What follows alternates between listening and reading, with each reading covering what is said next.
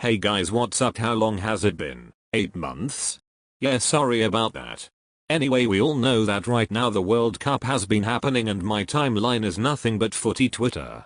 Now me personally, I'm not really a footy person. I don't know anything about football or the World Cup. But ever since I got into geopolitics, I watch anything that has to do with countries and drama. So of course I'm gonna keep track of the World Cup.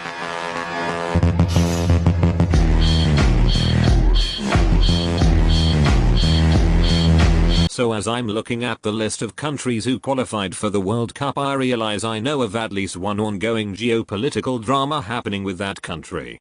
This isn't an exhaustive list. No. Actually, I'm not even sure if some of this counts as geopolitical drama or it's just, like, drama with countries or some shit.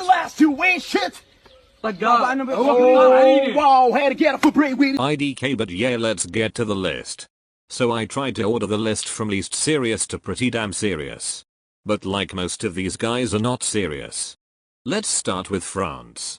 I actually don't have much to say about France, which I won't lie, there's a lot to dig into when it comes to France. I mean, look at all this aura farming.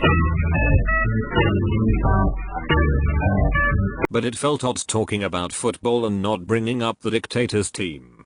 So France is pretty simple. CF Franc countries and Sahel regions ties with France are either disintegrating or have disintegrated. Which is absolutely hilarious when you look at France's relationship with black people. France is a real actual colonizer. France is constantly plundering Africa of its gold, uranium energy, money and now its best players. It's sick honestly. So it's no wonder it's been losing ties to significant African countries to Russia of all people. Let's talk about Algeria and Morocco. I'm talking about them both at the same time because first of all they're enemies. Sworn mortal enemies. Why? I don't remember. Like I remember but not really. Something about the Berber and Western Sahara separatists I believe. So the two geopolitical dramas I remember these guys for are Algeria and the I Shall Speed fiasco. Yes, I Shall Speed counts as geopolitics. The course of history from the shadows.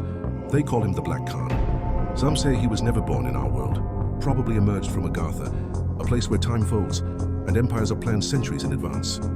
He may have been more than a man. Some believe he was the reincarnation of Yaqub himself. And the Afghan Towel Gate fiasco. So both these countries, actually North Africa in general, they don't like African black people. Like, a lot. So when I Shall Speed was watching Afghan and Algeria, people were treating him like a nuisance, throwing stuff at him and just being awful. That's pretty awkward if you ask me. Speed is the biggest celebrity out right now, but because he's black this is what happens. Then Morocco. Morocco is far funnier than Algeria. Okay, so in Africa a lot of people still believe in witchcraft, which I totally understand. Some things in life just cannot be explained through normal means. It has to be witchcraft. Now it's important to understand that all parts of Africa practice witchcraft, including North Africa. The Moroccans accused all the black African teams of using witchcraft in, get this, their towels. Yes, the towels. So they refused to allow the players to use their towels during a sweaty match. Look at this. This is hands down one of the funniest things I've ever watched. I'm not a footy, so you could imagine my surprise when I found out that, yes, it really is that deep. Needless to say, when Senegal won the AFCON, Morocco accused them of, guess what? Witchcraft. And was awarded the AFCON through an email. I don't know if they managed to prove the witchcraft or what happened, but yeah, I thought you should know. Speaking of black people being bullied for no reason, Haiti.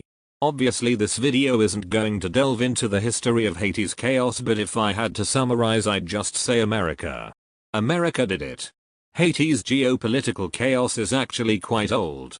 But I'm bringing them up anyway because the last time Haiti made it to the World Cup was literally 1974, 52 years. That's older than both my parents. So I felt like they had to be included in this list. In case you didn't know, here's a light explanation of Haiti's chaos. So yeah, also most of the memes around Haiti were the hydration breaks. In case you didn't know, Haiti is facing a severe clean water crisis, marked by inadequate infrastructure, contamination, and gang violence disrupting basic services. Over 30% of the population lacks access to safe drinking water, leading to rampant waterborne diseases. But all I see is the president of Haiti literally wasting water at the UN, playing on loop in my mind. Honestly, good for Haiti. He's been through a lot because of America. Mexico. So we all know Mexico may have a cartel and beheading people problem. In fact, in Latin America there are 3 major cartels. Sinaloa cartel, the Jalisco New Generation cartel, and the Gulf cartel. Extremely infamous and terrifying. Okay, so FYI, the wiki page is obviously updated, but like for many years when I was younger, and I fell down the Mexican cartel rabbit hole, as all teenagers do, I assume. Yes, all. The page would just say El Mecho may have died of kidney issues or something, and that was it. Until it wasn't. In March of this year, El Mecho was killed. Like for real. Like for really real. Using Claude Ali on top of that.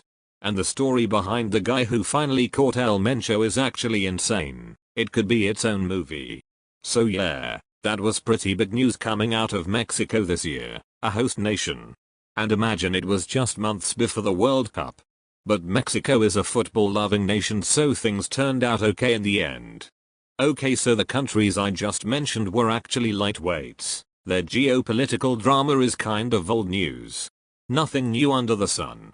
From here on out, things are starting to get extremely tense. And by extremely tense I just mean racism. Racism, racism, racism. And genocide. This is the first World Cup I've ever bothered to pay close attention to. So I'm unsure if it's always this tense and racist, but boys, my Twitter timeline just filled with white people tearing brown people apart, all day and night. I hate it. So if you're interested in that, I'll see you in part 2.